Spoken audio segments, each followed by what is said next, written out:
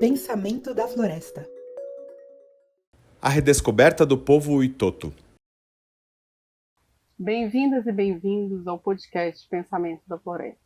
Estamos hoje no Parque das Tribos, um bairro multiétnico da periferia de Manaus. A entrevistada de hoje é Wanda Ortega, do povo Uitoto. Ela é ativista político, pedagoga, profissional de saúde. E o tema que vamos abordar hoje é a sua trajetória, seus aprendizados, seus desafios de vida. Seja muito bem-vinda, Wanda, e muito obrigada por nos receber aqui na sua casa, no seu bairro. Obrigada, Lorena, e a oportunidade de estarmos juntas aqui no Parque das Tribos e poder contar um pouquinho dessa luta, das vitórias, das conquistas, né, do nosso povo Uitoto.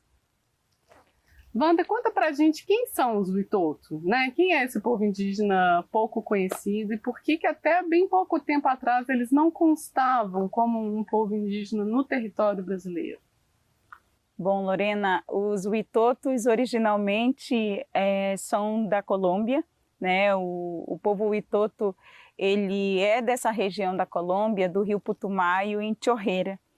E é nessa região que, no período da exploração da borracha, esse povo foi muito impactado por essa economia que, na época, né, em 1910, ali, 1909, 1910, foi um período que era considerado o boom da borracha na Amazônia peruana, colombiana e brasileira.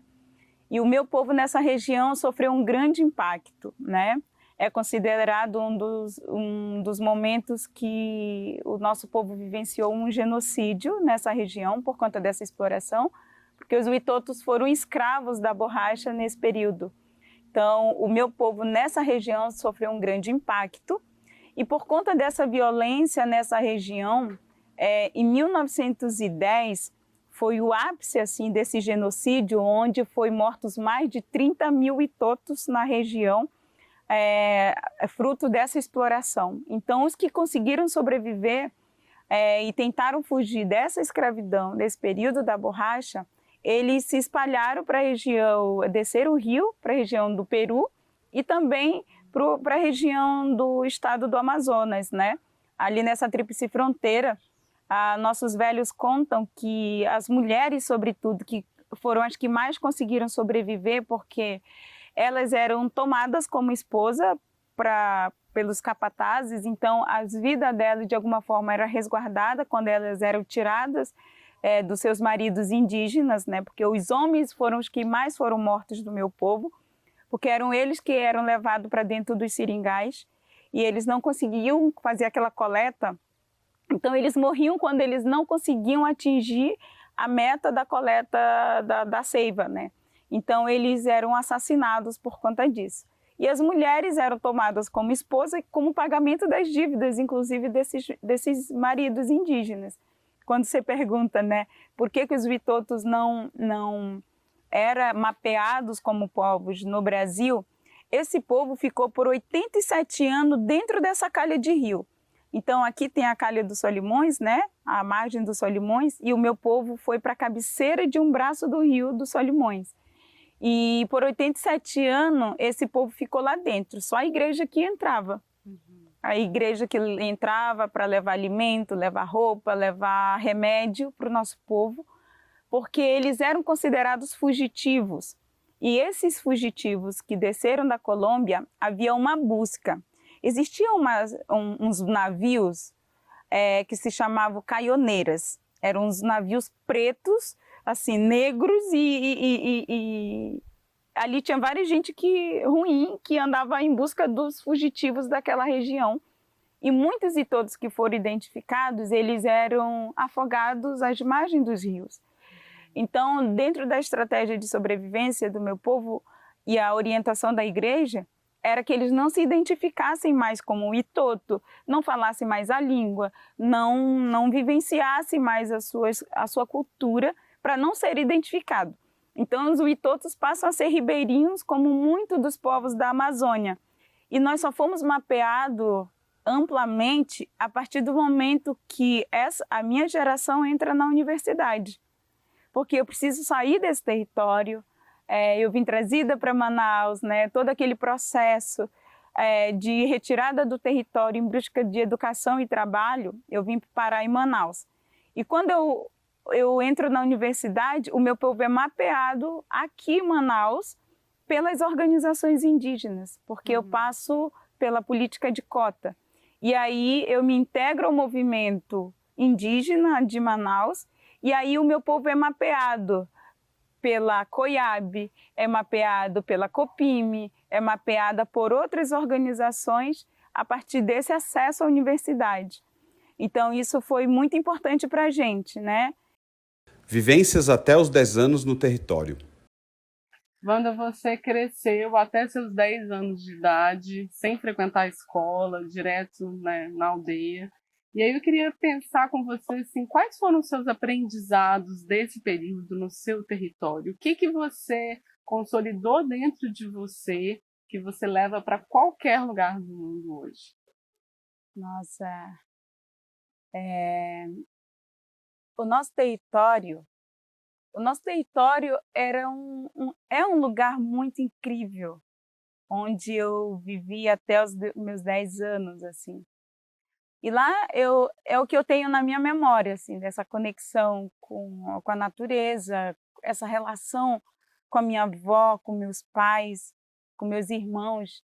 A nossa comunidade, a minha avó não era aquela mulher eleita, tipo liderança, como hoje a gente tem nas nossas comunidades, mas ela era a grande matriarca daquele território e tinha 9 filhos. E todos os filhos moravam em torno da casa da avó. E a avó tinha uma relação com a roça, que é a principal memória que eu tenho assim, de aprendizado, foi esse ir para a roça com a minha avó, com meus pais, assim. Porque o trajeto, a nossa roça levava 3 horas para chegar. Então a gente acordava muito cedo para ir para a roça, a gente acordava de madrugada, assim, e a minha avó nos levava desde os 3, 4 anos assim, para a roça, e a gente caminhava aquele trajeto inteiro, eles não carregavam a gente. Então a gente tinha uma habilidade de caminhar muito grande, e inclusive o meu apelido se dá muito por conta desse meu caminhar no caminho da roça. Eu tenho um apelido que só no território me chamam de Tatu. Eu sempre, eles me chamam de Tatuzinha, porque desde pequenininho a gente andava no caminho da roça muito rápido, que os avós caminham muito rápido, e a gente ia na frente dos avós caminhando pequenininho, que nem um tatuzinho mesmo, com as pernas bem durinhas.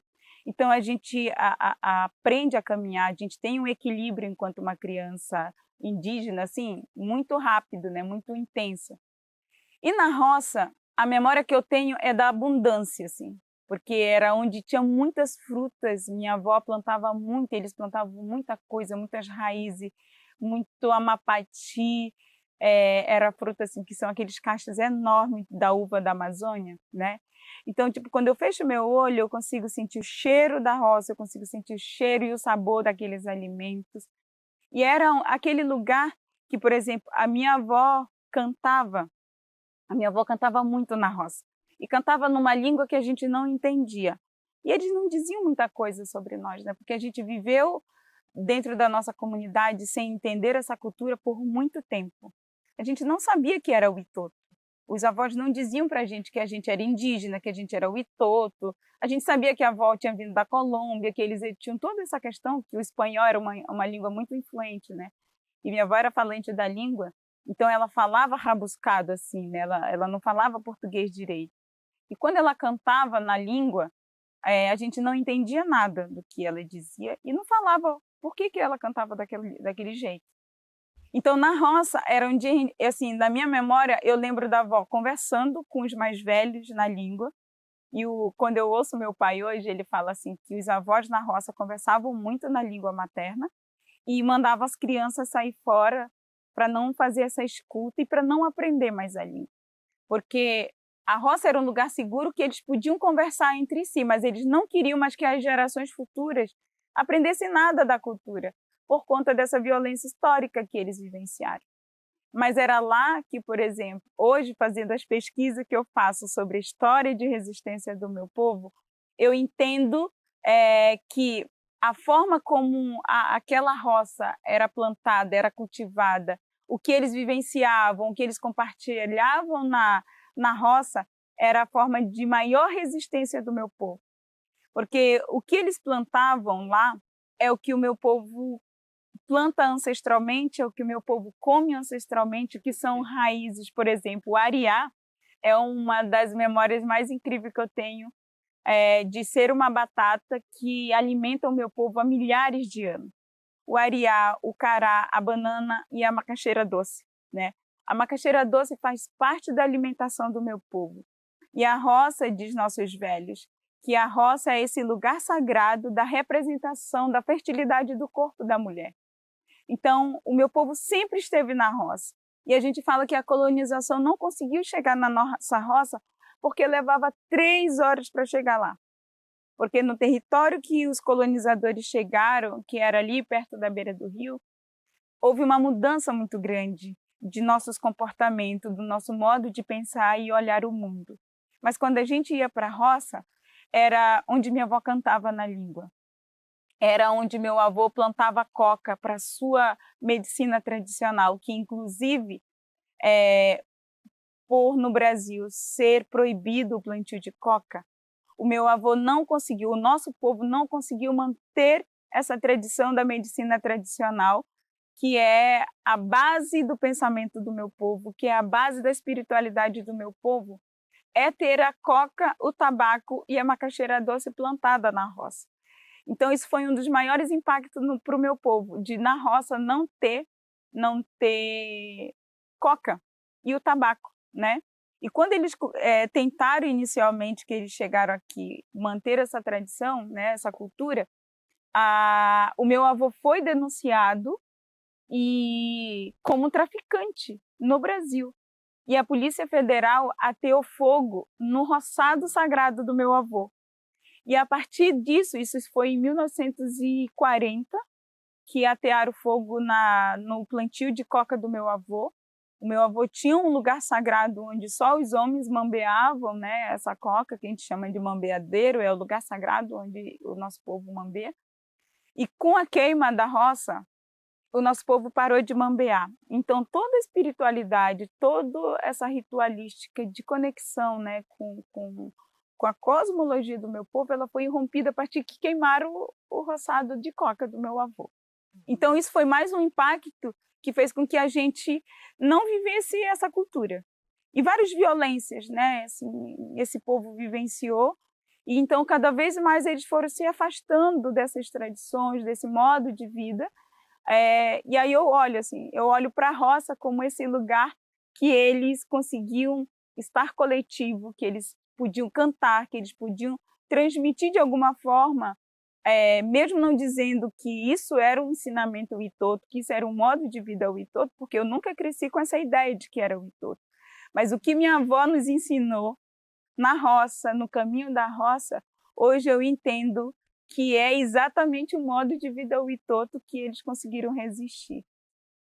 Aprendizados coletivos. Então, o meu pai foi o meu primeiro professor, né? Ele que me ensinou tudo, assim, tudo. Ele junto com minha avó, minha mãe, meus tios, porque a educação que a gente vivencia no território é uma educação coletiva, experienciada, vivida, né, coletivamente. Então, quando eu saí do território, eu tinha um certo medo. E o meu pai dizia uma coisa importante para mim, que eu já sabia, que ele tinha me ensinado tudo o que eu precisava para sobreviver no mundo aqui fora. Por muito tempo eu não entendia o que era isso, né? Mas, por exemplo, quando eu fui tirada do território aos 16 anos, né, quando eu vim para Manaus, trazida para ser empregada doméstica, para ficar na casa de outras pessoas, eu aprendi a lidar com os medos, por exemplo, assim, de estar sozinha. Com 16 anos, saindo do território, sem conhecer essa realidade da cidade, eu tinha muito medo de tudo isso. Até as luzes me assustaram quando eu cheguei aqui, porque o território não tinha energia elétrica. A gente sempre teve luz muito pequena assim no território. E quando eu chego na cidade, as luzes me assustaram, porque que era noite e era muito claro, né? Então, o primeiro impacto que eu tive foi com isso. E o meu pai dizia, você está preparado, você já aprendeu o que você precisa para estar nesse mundo. E ele dizia assim, você é um grande pássaro, eu não vou lhe prender nesse território, você já sabe, você já aprendeu como fazer esse voo, né? E o que eu levo dessa experiência de viver ali, por exemplo, eu cuidava dos meus irmãos, eu sou a segunda filha mais velha do meu pai, né, da minha família. Então, eu sempre cuidei dos menores. E isso, para mim, me deu um grande aprendizado, assim, uma grande responsabilidade de cuidar das outras pessoas, desde sempre, assim. Então, com 10 anos, eu cuidava dos meus primos e dos meus irmãos para as mulheres irem para a roça. Então, eu sempre fui de muito cuidado. E eu trago muito isso para a minha vida hoje, assim. Às vezes eu me preocupo um pouco mais com essa coletividade, esse ser coletivo que eu me tornei, eu acho que é um dos grandes ensinamentos que vem da roça, inclusive, porque a gente faz os ajuris coletivos, a gente descasca a macaxeira de mandioca, tudo coletivo.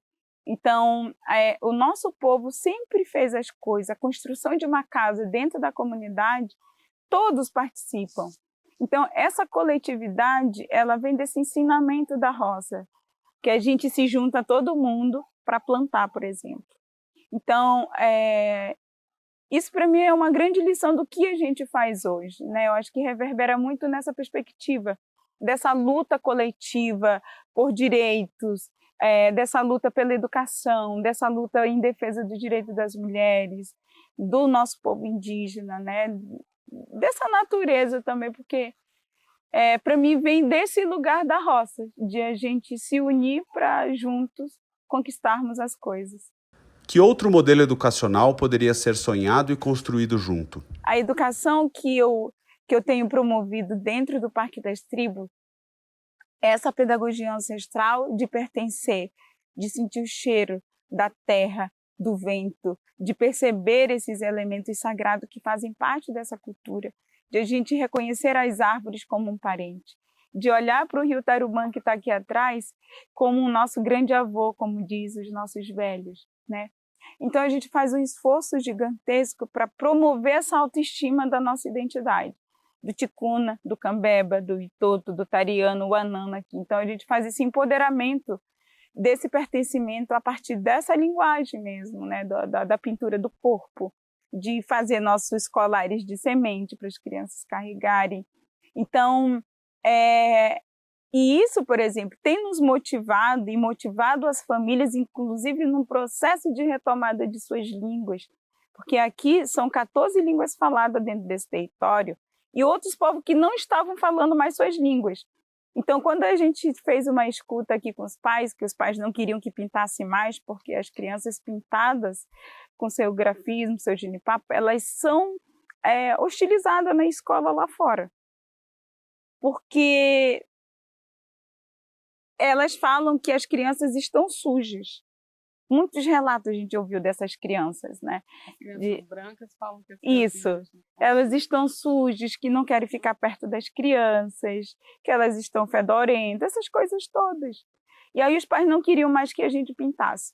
Então a gente vem para cá, para esse espaço, dia de sábado, e fala a importância de estarmos com o nosso genipapo, a importância de estar com nossas penas, a importância de demarcar aquele território.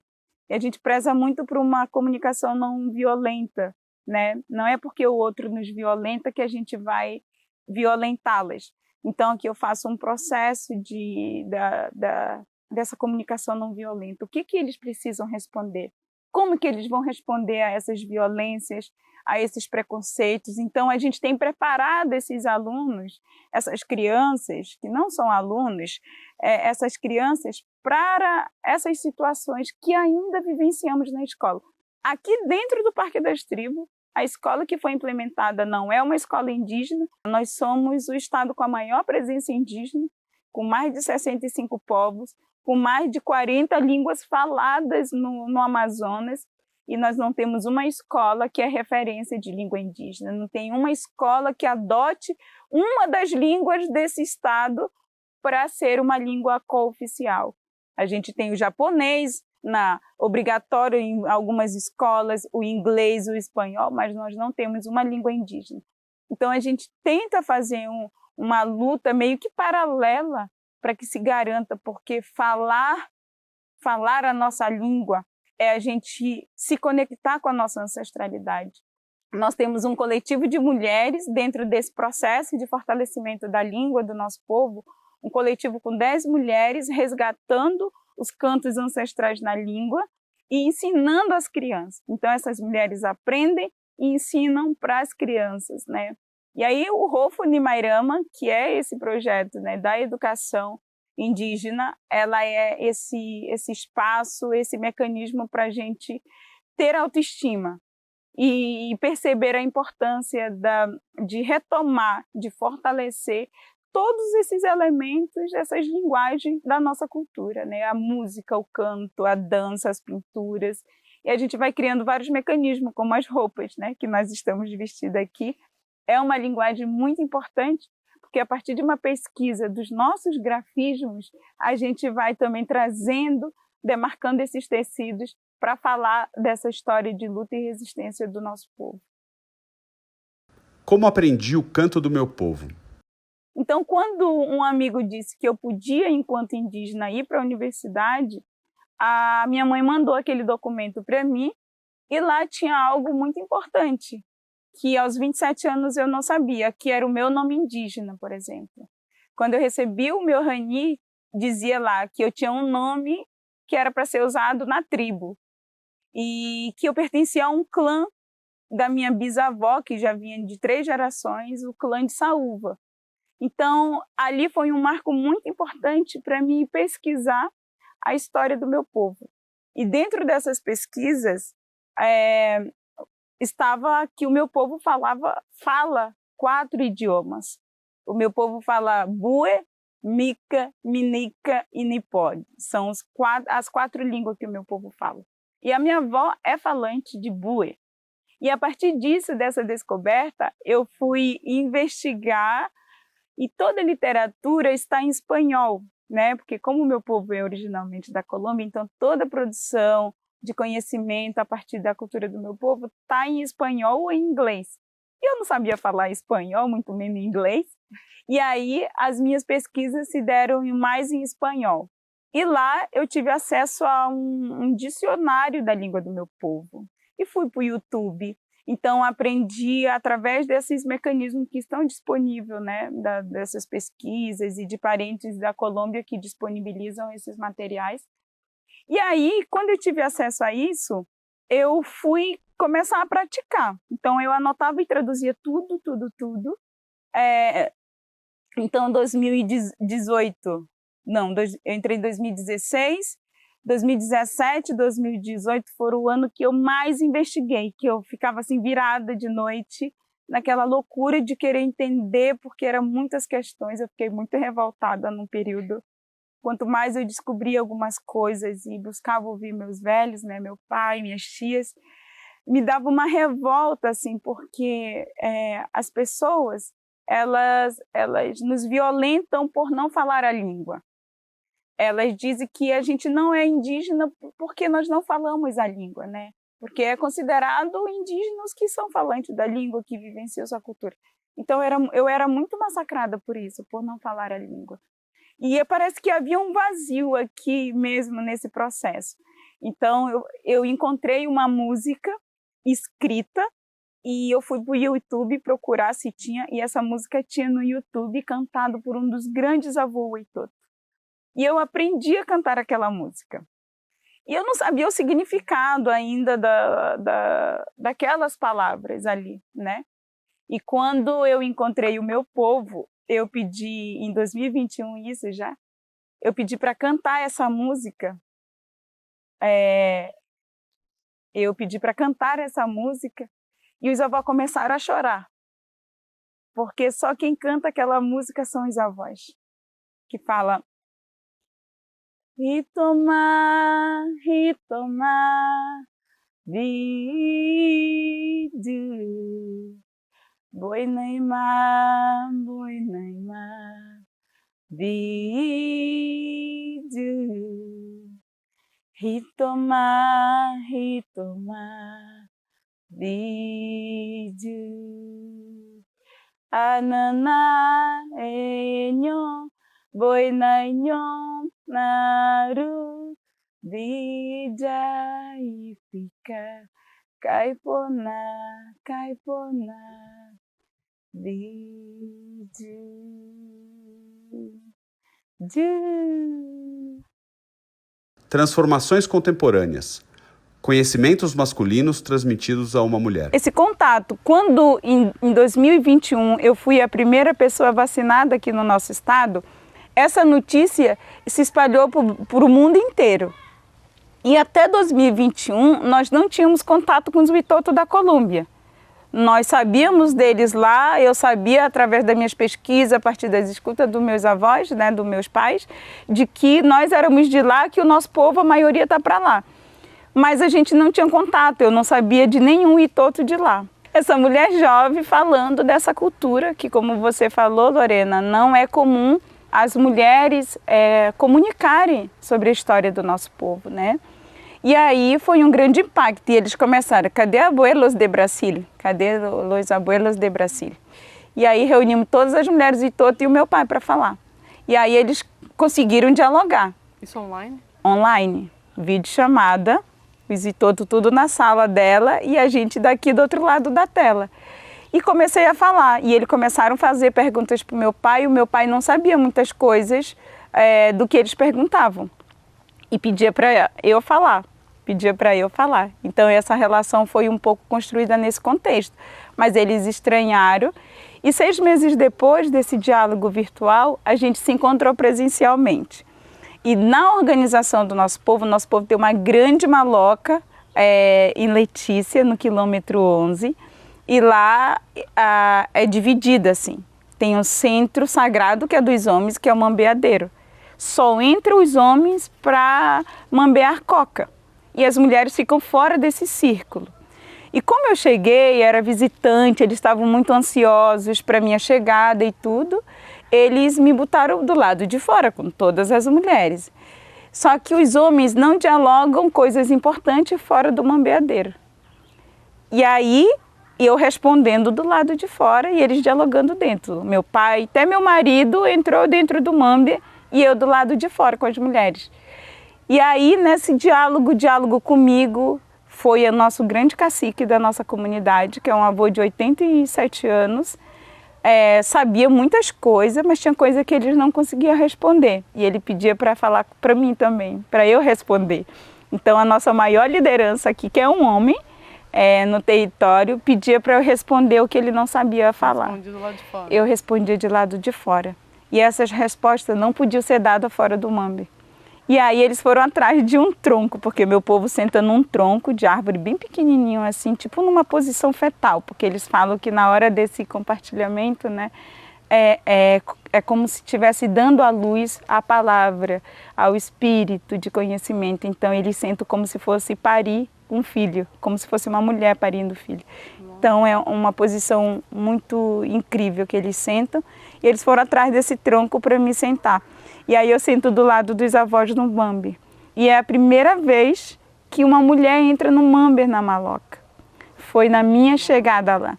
E quando eu entro dentro do mambe, as mulheres se aproximam, elas puxam todas as cadeiras para perto. Foi um movimento muito incrível de viver. Muito incrível. E os avós falaram uma coisa muito linda, que o meu povo também, as coisas nascem, são criadas a partir do sonho. E eles olham para mim assim, bem fixo e falam, os espíritos de tabaco já haviam sonhado, já nos trouxe em sonho a sua chegada. Esse momento nós aguardávamos há muito tempo, porque isso nós já esperávamos. E era uma mulher, essa chegada era de uma mulher e que sentaria no mambe.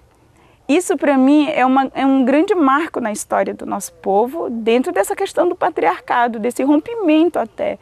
Porque a partir daquele momento, senta uma mulher no mambe.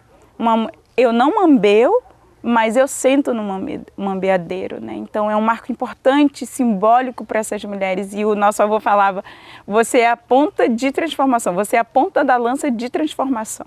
Foi a coisa mais linda que eu ouvi dentro do mambe. E essas mulheres se aproximam e elas estão lutando para mambear. O mambear é você colocar a coca na boca, na bochecha e ficar mambeando. Em pó, né? Em pó, é. É a medicina do nosso povo. Então, meu povo não dialoga sem a coca na boca. Qual a sua aposta com as candidaturas políticas?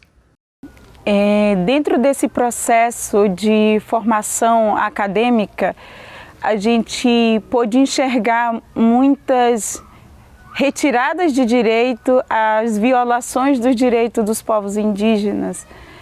E, a partir dessa percepção, eu entendi que as nossas ausências nesses espaços de tomada de decisão, que é a política, né, que são esses espaços políticos, a gente entendeu a importância de a gente estar lá. E a partir disso eu coloquei a minha vida, o meu corpo à disposição desse grande movimento, que é uma luta também hoje, né, das mulheres indígenas, sobretudo. A gente faz parte de um movimento que se chama Bancada do Cocá, que é essa tentativa de formação política para mulheres indígenas a se prepararem para estarem ocupando esses lugares, né? A gente entende que a política ela é um mecanismo para garantia de direitos básicos e fundamentais. Então, a partir dessa compreensão, eu tenho feito essa caminhada, né? Em 2022 eu fui candidata a deputada federal e o estado do Amazonas foi a primeira vez que tem um nome de uma mulher dentro desse cenário político com uma relevância importante, com uma expressividade de voto, né? A gente teve quase 26 mil votos no estado do Amazonas, então é um marco histórico também dentro desse cenário político, de a gente ter uma figura de uma mulher fazendo essa caminhada com real chance de ocupar esse espaço. É um grande desafio, né? Essas estruturas políticas para nossos corpos indígenas, sobretudo para nós mulheres, né? De fato, a gente tem enfrentado essas estruturas mais rígidas. Mas também, por exemplo, eu estou num partido que abriu a possibilidade de ter esta mulher como prioridade. E isso muda um pouco a minha trajetória e essa construção dentro dessa estrutura política, né? Esse partido, que é a Rede Sustentabilidade que eu estou, foi o único aqui no estado que, quando a gente propôs o diálogo, abriu esse caminho para esse entendimento e tem dentro dos seus princípios, né, estatutário, esse olhar para a questão indígena. Então, assim, a gente vai aproveitando essas linhas escritas sobre nós para também colocar aquilo que nós acreditamos que possa ser construído junto a essas estruturas, né? Um recado aos jovens sobre a ancestralidade indígena.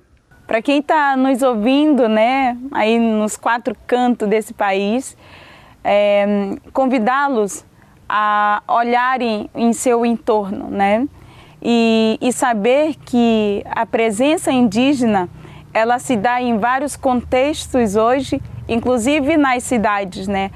Para mim, a sociedade conseguir perceber a presença indígena nesses espaços da cidade, ela é um mecanismo muito importante também de reparação histórica, porque as cidades são territórios indígenas ao longo desse país, de norte a sul desse país.